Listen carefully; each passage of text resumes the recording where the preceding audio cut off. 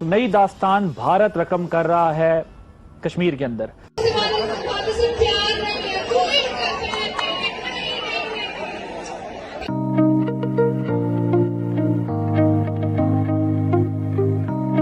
But Lal Chowk में पहली बार ऐसा इवेंट देखने को मिला। कश्मीर में लाल चौक में पहली बार जो है न्यू ईयर की सेलिब्रेशन की जा रही है।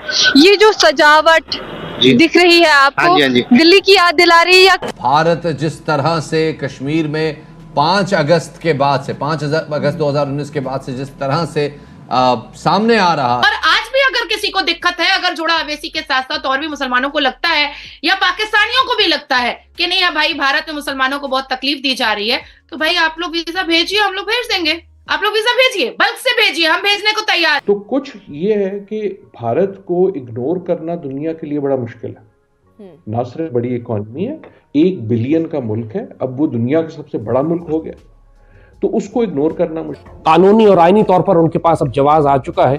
अब वो पूरी दुनिया में ये एक जवाब बना चुके हैं कि वो आजाद कश्मीर और गिलगित बल्तिस्तान भारत का हिस्सा है। यानी आपको ये लग रहा है कि अनकरीब गिलगित बल्तिस्तान भी हमारे हाथ से जाने वाला है? मेरे ख्याल से जब उन्होंने एक चीज़ को ठान लिया तो फिर करके दिखाते हैं वो।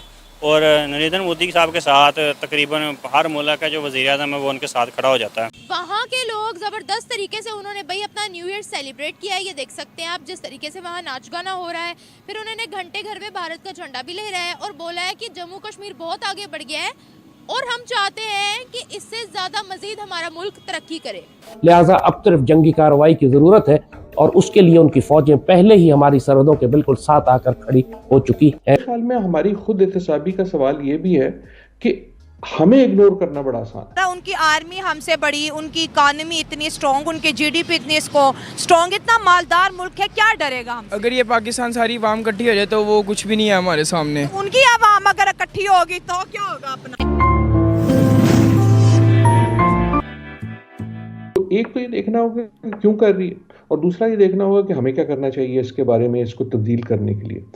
अगर आप जो आपका मफरूज़ है और दुरुस्त है, मतलब उसके अलावा भी चीज़ें, सिर्फ इसलिए नहीं कर रही कि इंडिया की इकॉनमी बहुत बड़ी है।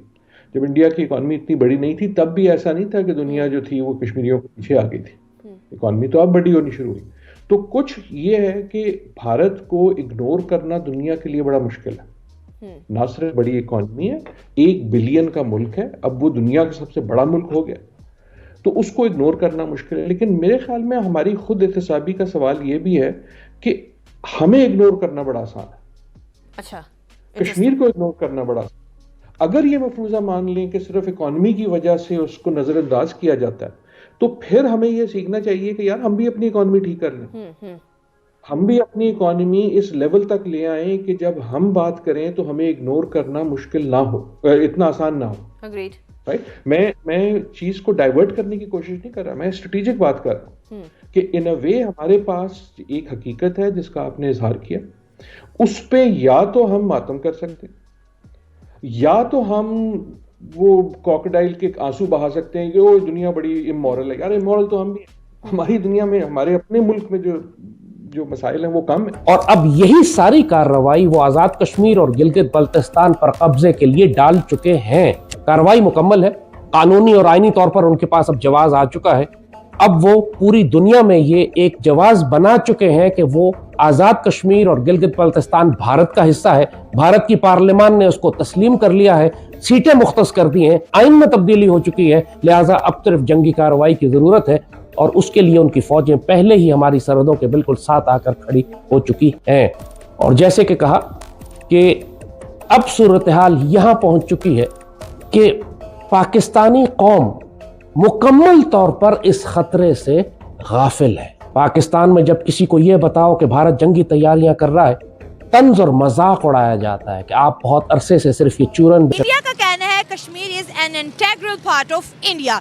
पाकिस्तान ने जब खबर सुनी कि सुप्रीम कोर्ट ने आर्टिकल को हटाना जायज करार दे दिया है और भारतीय सरकार को सपोर्ट किया है, तो पाकिस्तान का कहना यह है कि हम इस मुद्दे को दोबारा यूनाइटेड नेशन में लेके जाएंगे।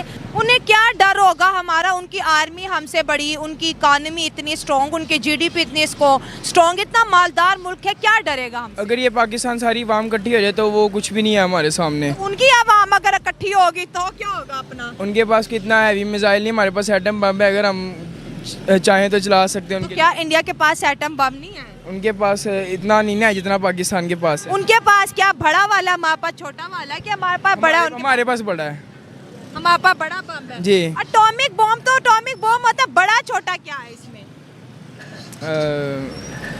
सोचने वाली बात है। चले ये बताएं, जो जजेस का फैसला आया उस पे आपकी क्या राय है? जज ने फैसला क्या किया है? उन्होंने कहा है ये कि आर्टिकल 370 का हटना एक जायज ठीक थी और ये एक वैलिड है, ये फैसला वैलिड है जी। नहीं वैलिड, उनको चाहिए कि कश्मीर के हक में फैसला दें और कश्मीर को आज़ाद करवाएं किसी ना किसी तरह से।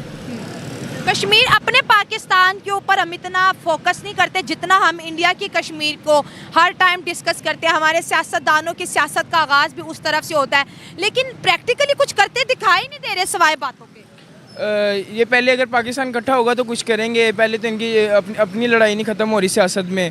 अगर ये सारे इकट्ठे होंगे तो वो फिर ही कुछ कर सकेंगे।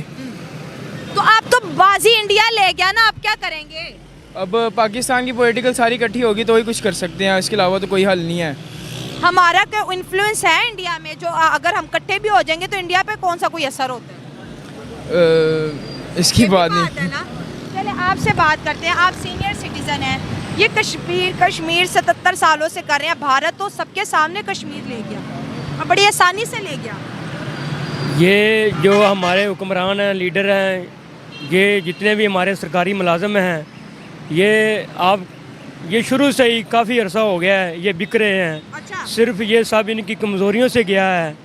तो हमारी जो पाकिस्तानी अवाम है, गवर्नमेंट मुलाजम हैं, ये सब पैसे के पुजारी हैं, ठीक है। ये अभी भी बिक रहे हैं, जो आप जजेस हैं सब इनकी गलतियों से गया है, कताइयों से गया है, ठीक है। अभी उधर फ़लस्तीन में जंग लगी हुई है, इन्होंने कोई उनका साथ नहीं दिया, लेकिन फ़लस्तीन है जो वो बड़े अच्छे ख्वाब देख रहा था कि अगर हमारा कोई मुल्क भी, कोई कंट्री भी हमारा साथ ना दे तो पाकिस्तान ज़रूर देगा। लेकिन यही ख्वाब कश्मीर ने भी देखा था, वो भी नाउम्मीद हो गया, मायूस हो गया। तो ये हमारे लीडर हैं, जो हुक्मरान हैं, ये तो उनका काम है। ये वाम तो कुछ भी नहीं कर सकती, आगे चलेगी ये हमारी हुकूमत अवाम को लेके। अच्छा। तो फिर ही ये हो सकता है। अब तो कुछ भी नहीं हो सकता ना। अब तो भारत ने और सुप्रीम कोर्ट ने कहा है कि 2024 सितंबर तक जल्द से जल्द वहां पर इलेक्शन करवाया जाए, वहां पर डेमोक्रेसी आ जाए। जय हिंद दोस्तों, जैसा आपने वीडियो में देखा कि कश्मीर के लाल चौक पे नए साल का जबरदस्त सेलिब्रेशन किया गया, जिसे देख करके पाकिस्तानी मीडिया काफी ज्यादा हैरान परेशान। आपको बता दें कि एक समय था कि जब पाकिस्तान का झंडा लाल चौक पे फहराया जाता था और इंडिया का तिरंगा फहराना काफी ज्यादा मुश्किल हो जाता था। तब वो समय था कांग्रेस का, लेकिन अब इस समय बीजेपी का सरकार है और नरेंद्र मोदी का शासन, इसलिए लाल चौक पे तिरंगा फहर रहा और वो भी काफी शान से। वहीं दूसरी तरफ पाकिस्तान के आतंकवादी जो की कश्मीर में करके आए दिन अटैक करते थे, उनको भी नरेंद्र मोदी की सरकार में इंडियन आर्मी ने काफी अच्छा सबक सिखाया। इसी को देखते हुए लाल चौक पे कश्मीरी के लोगों ने काफी तगड़ा न्यू ईयर का सेलिब्रेशन किया, जिसे देख करके पाकिस्तानी मीडिया के साथ साथ पाकिस्तानी जनता भी काफी ज्यादा शॉक्ड हो गई। आपको जानकारी के लिए बता दें कि अभी तक लाल चौक पे न्यू ईयर का सेलिब्रेशन इतने जबरदस्त तरीके से नहीं किया गया जिस तरीके से इस बार किया गया। यह देख करके पाकिस्तानी मीडिया के साथ साथ यह वीडियो पूरी दुनिया में वायरल हो गया है। आपको यह वीडियो कैसा लगा कमेंट में जरूर बताओ और ऐसे ही मजेदार वीडियो देखने के लिए हमारे चैनल को सब्सक्राइब करना ना भूलें। जय हिंद, जय भारत।